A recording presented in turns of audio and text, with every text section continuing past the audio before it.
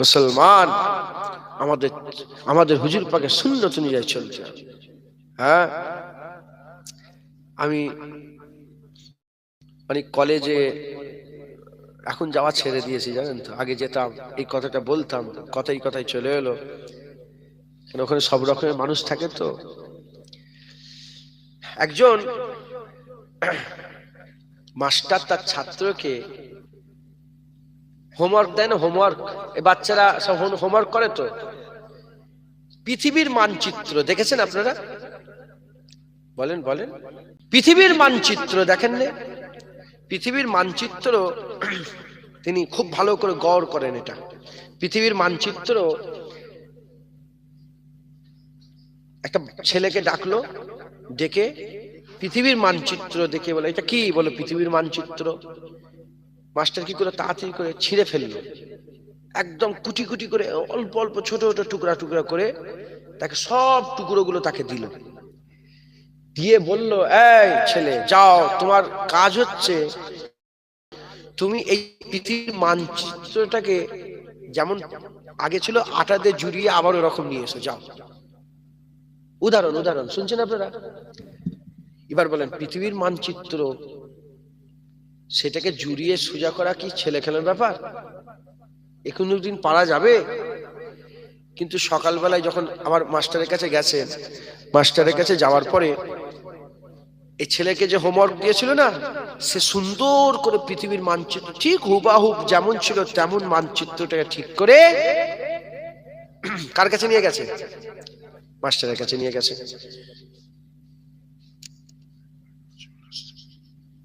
মাস্টারের কাছে নিয়ে গেছে।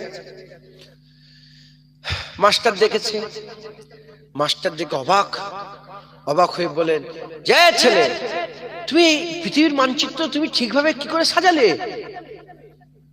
বলে, উস্তাদ, আমি সুন্দর করে সাজাচ্ছিলাম, অনেক চেষ্টা করছিলাম, আমি কিন্তু পারিনি। প্রথমে আমি পারিনি, হঠাৎ করে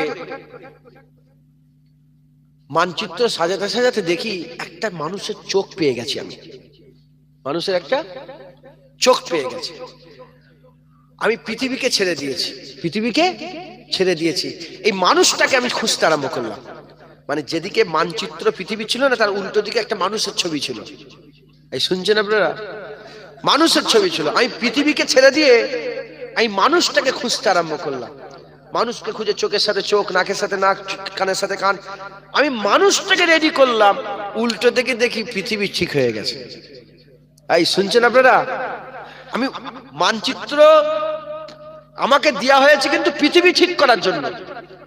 আমি পৃথিবীকে ঠিক করার অনেক চেষ্টা করলাম, কিন্তু পারলাম না। আমি মানুষটাকে একটা চোখ পেয়ে গেলাম। তাহলে চিন্তা করলাম যে এখানে মানুষ আছে।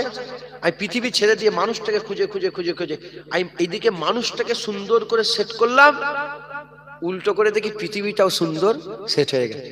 তখন উস্তাদ বলে, হ্যাঁ বেটা, হ্যাঁ আমার ছাত্র, এটাই তো। মানুষ যদি ঠিক হয় পৃথিবী ঠিক হবে। পৃথিবীর মানুষ যদি ঠিক হয়ে যায় গোটা পৃথিবী সুন্দর হয়ে যাবে। গোটা দেশের মানুষ যদি ঠিক হয়ে যায় গোটা দেশ ঠিক হয়ে যাবে। গোটা রাজ্যের মানুষ যদি ঠিক হয় গোটা রাজ্য ঠিক হয়ে যাবে। গোটা জেলার মানুষ যদি ঠিক হয়ে যায় গোটা জেলার মানুষ ঠিক হয়ে যাবে। গোটা জেলার মানুষ যদি ঠিক হয়ে যায় তাহলে এই গোটা থানার মানুষ যদি ঠিক হয়ে যায় থানা ঠিক হয়ে যাবে। বাড়ির মানুষ ঠিক হয়ে গেলে বাড়িটা ঠিক হয়ে যাবে। আপনারা গ্রামের মানুষ যদি ঠিক হয়ে থাকেন আপনার গ্রাম সুন্দর গ্রাম হবে, সোনার গ্রাম হবে। কথা ঠিক না বেঠিক বলে? মানুষকে ঠিক হতে হবে, নিজেকে ঠিক হতে হবে। এই মানুষ ঠিক হবে কি করে? এই মানুষকে ঠিক হতে গেলে জেনে রেখে দেবেন, আমরা হচ্ছে শিখে বড় হয়। যত রকমের আল্লাহ সৃষ্টি তৈরি করেন, গরু বলেন, ছাগল বলেন, গরু বলেন, হরিণ বলেন, মোষ বলেন, সমস্ত বাঘ বলেন, সব জ্ঞান নিয়ে পয়দা হয়। কি বললাম? মানুষ মূর্খ পয়দা হয়। মানুষ যখন পয়দা হয় মানুষের কোনো জ্ঞান থাকে না, কিন্তু গরুর জ্ঞান থাকে, ছাগলের জ্ঞান থাকে। আপনি গরুর বাচ্চাকে গোশ দেবেন, খাবে? আপনি বাঘের বাচ্চাকে ঘাস দেবেন, খাবে? ও খাবার জ্ঞান থাকে, কোনটা মায়ের মায়ের দুধ কি করে খেতে হয় সেটা জ্ঞান থাকে, কিন্তু মানুষের বাচ্চা মায়ের দুধ খাওয়ার জ্ঞান থাকে? ও মরে যাবে, ওকে যদি ফেলে রেখে দেন ও মরে যাবে। কথা ঠিক না বেটি? না কথা বলার জ্ঞান, না হাঁটার জ্ঞান, না চলার জ্ঞান, না খাবার জ্ঞান, কিচ্ছু জ্ঞান থাকে না। কিন্তু গরুর বাছুর পয়দা হয়েই এক দেড় ঘন্টার মধ্যেই গুঁতো মারতে আরম্ভ করে। কথা ঠিক না বেঠিক বলেন? আমি নিজের চামড়ার চোখে দেখেছি, আপনারা তো আরো ভালো দেখেছেন গ্রামের মানুষ। হ্যাঁ, পয়দা হয়ে দুধ খেতে আরম্ভ করে দেয়, জ্ঞান নিয়ে পয়দা হয়। মানুষ শিখে বড় হয়, মানুষ কি হয়? শিখে বড় হয়। তাকে যদি শিখানো হয় এটা দুশ্মন, এটা দুশ্মন, এটা দুশ্মন, এই পয়দা হলো দুশ্মন দুশ্মন দুশ্মন দুশ্মন। কথা ঠিক না বেঠিক বলে? মানুষ শিখে বড় হয়।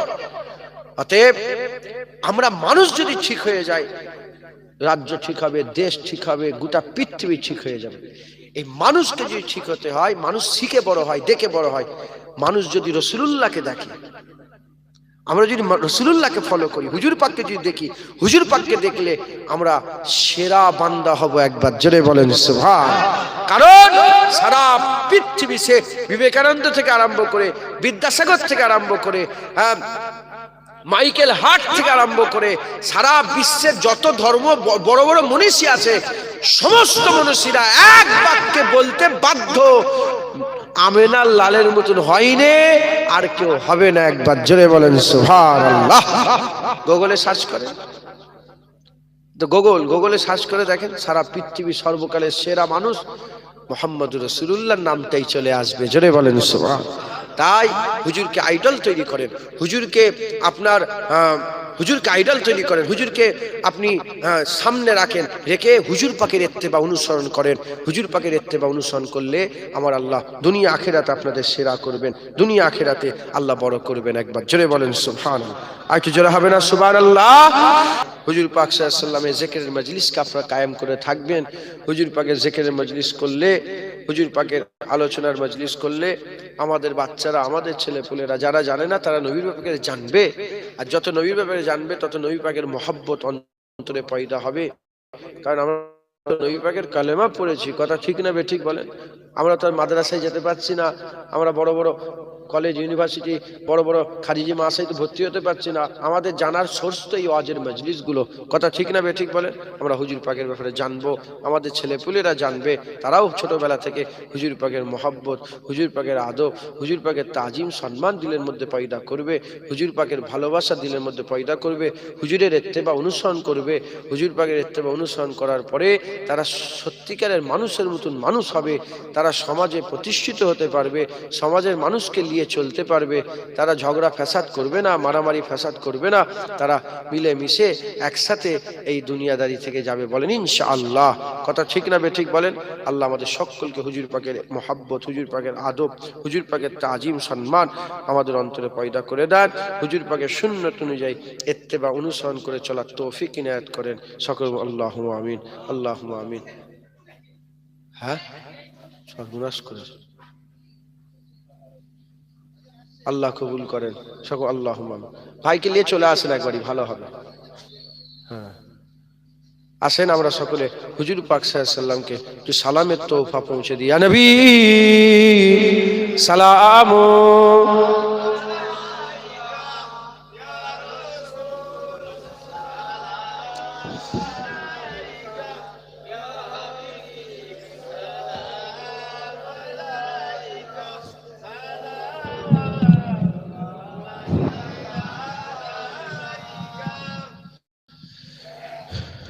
আমরা সকলে হুজুর পাক সাল্লাল্লাহু আলাইহি ওয়াসাল্লামকে সালামের তোহফা নজরানা পৌঁছাচ্ছি। আল্লাহ আমাদের সালাম হুজুর পাক সাল্লাল্লাহু আলাইহি ওয়াসাল্লামের পাক কদমে পৌঁছে দেন সকল। আল্লাহুম্মা আমিন। আর একটু জোরে বলেন আল্লাহুম্মা আমিন। হুজুর পাক সাল্লাল্লাহু আলাইহি ওয়াসাল্লাম যখন মক্কা শরীফ থেকে মদিনা শরীফে গিয়েছিলেন, মদিনার মানুষেরা রাসূলুল্লাহ সাল্লাল্লাহু আলাইহি ওয়াসাল্লামকে পেয়ে তারা চিৎকার করে করে বলছিল যে আসমানের চাঁদ আমাদের হাতে এসে গেছে। তারা চিৎকার করে করে বলছিল আসমানের চাঁদ আমাদের, তলাল বাদরু আলাইনা, আমাদের উপরে চাঁদ উদয় হয়েছে, মানে আমরা চাঁদ পেয়ে গেছি। যিনি ওয়াদা উপত্যকার দিক থেকে এসেছেন, আমাদের জন্য অজীব হয়ে গেছে আল্লাহ পাকের শুকর আদায় করা। শুধু আমরা নয়, শুধু আমরা নয়, শুধু আমরা নয়, কিয়ামত পর্যন্ত আল্লাহ বলনে ওয়ালারাই নবী পাওয়ার শুকর আদায় করবে। একবার জোরে বলেন সুবহান।